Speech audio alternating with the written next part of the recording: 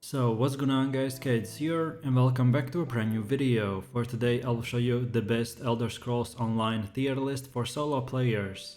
So this game in general has a bunch of fun classes to play and we have very unique variety to choose from. But the big question is, which classes are actually good for the specific activities that you want to do. So I've done a bunch of testing and here are the results. If this sounds interesting to you, then let's get right into it. So then moving over to the first S tier class, and it is the sorcerer.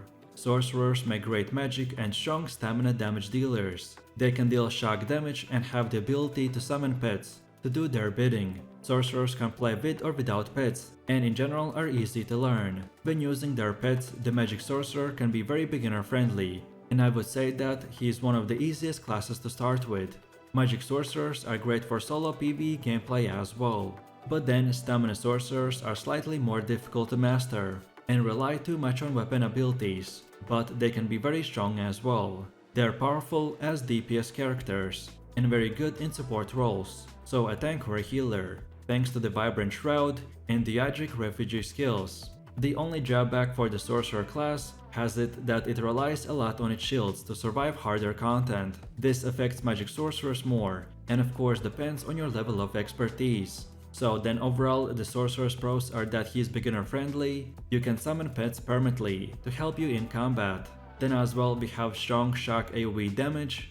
This class in endgame has strong damage potential in both PvE and PvP.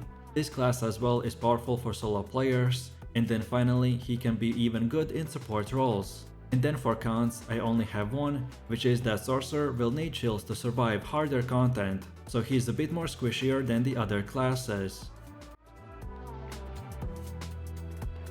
So then for the second class we have the nightblade, which we will put right in the S tier.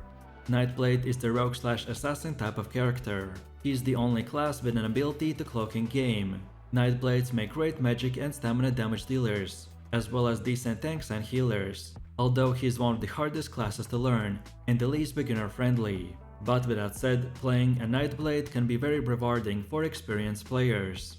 Thanks to their stealth capabilities, they are also perfect for gank, aka surprise attack PvP builds. This is a popular class because of their stealth and roguelike elements. Their arsenal excels in attacking and executing single targets. So if you're into stealth PvP, then the Nightblade class is the best option for you.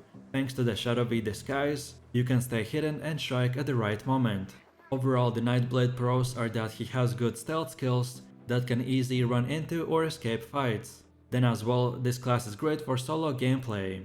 We get to use hard-hitting single target abilities and executes. And then finally, Nightblades have the strongest ganking PvP builds in the game. And then the cons are that they are hard to master, so not beginner friendly. Then as well, they rely on proc skills / light attacks weaving a lot.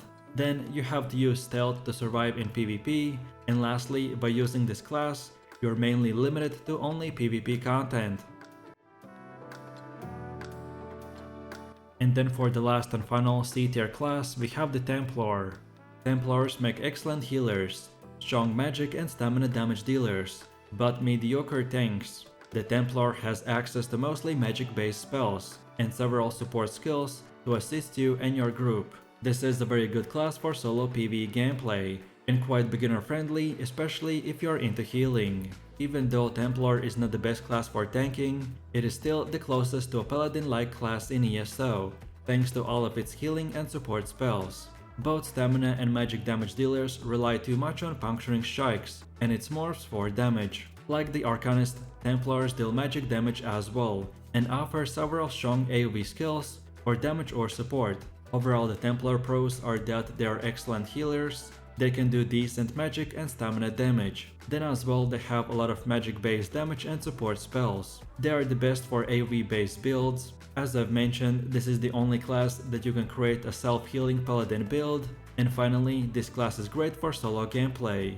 But then on the other hand, for cons, the Templars are very mediocre tanks, and they depend too much on one offensive skill, called the puncturing strike, that pretty much every single build has to use. So then for the next class we have the arcanist, which we will put in the A tier.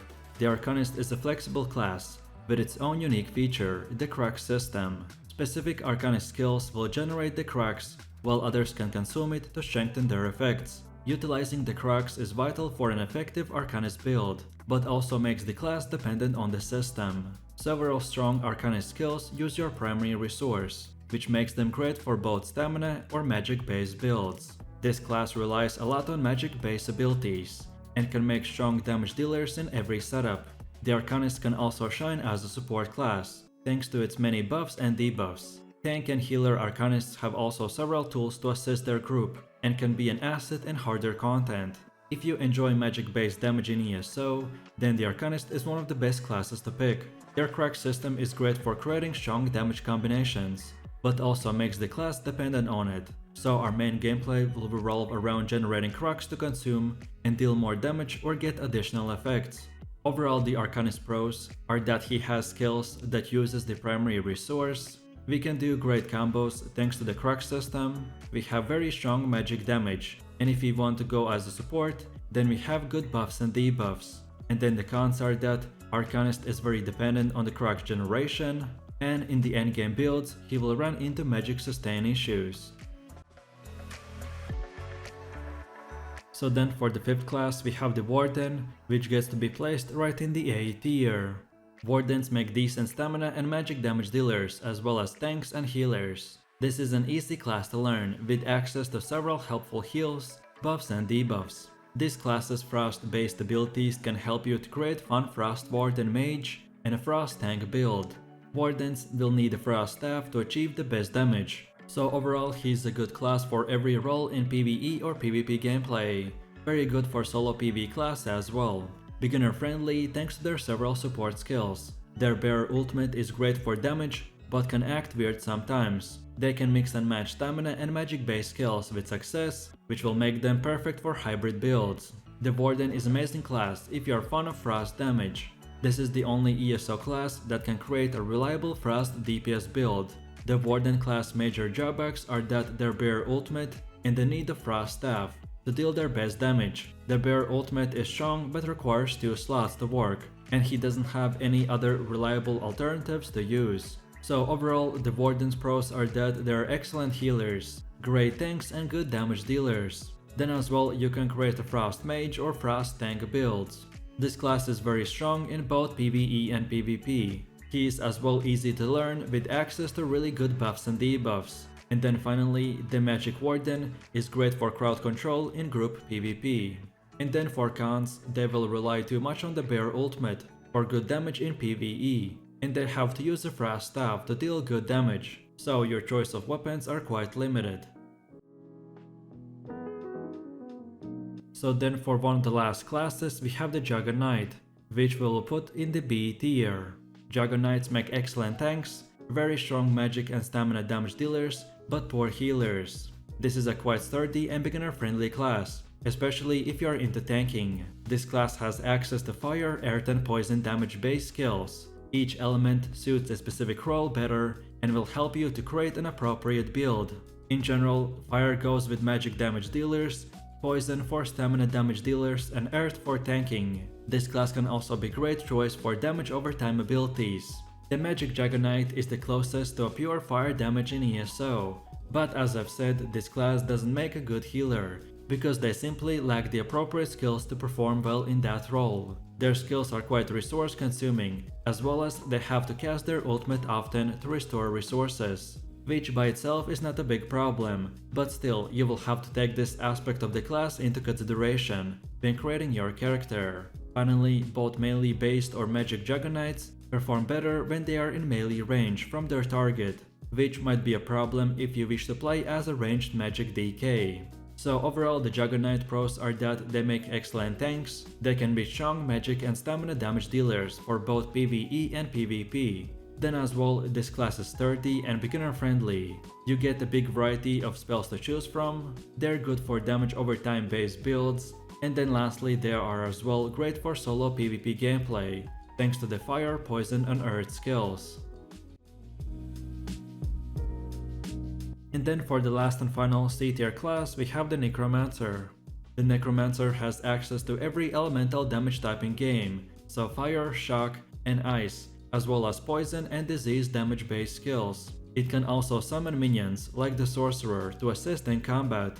However, the necromancer's minions are not permanent, because they only last for a few seconds, and then they will require significant micromanagement, which makes this class harder to learn. Necromancers make great tanks, healers, and decent stamina and magic damage dealers. This class has access to several support skills that will be very helpful for every single role. Necromancers make decent damage dealers, but with a complex rotation because of the constant minion resummoning. You also get access to several types of damage and their status effects, so overall this class is quite good in support roles too. In general, the necromancer's pros are that they are good at dealing damage, but will require practice. Then they are good at tanking and healing, they get access to elemental, poison, and disease damage skills, they can summon minions to attack and heal, and lastly they have very flexible gameplay. But then on the other hand, for cons, they can summon permanent pets like the sorcerer. Then as well, you will have to use a lot of micromanagement because of the minions. Then on top of that, this is a quite hard class to master, and then lastly they will rely too much on the blast bone skill, and that's about it. So with that said, I really do appreciate everyone for watching guys, and I hope you enjoyed it. If you have any suggestions, feedback, or other good ESO builds or guides that you would like to see in the next video, then feel free to leave your comments in the comment section down below. And while you're doing that, please click like, subscribe, and enable that notification bell, so this way you could support the channel and not miss any more amazing content. With all this said, you have an amazing day, and I will see you in my next video, so take it easy, peace.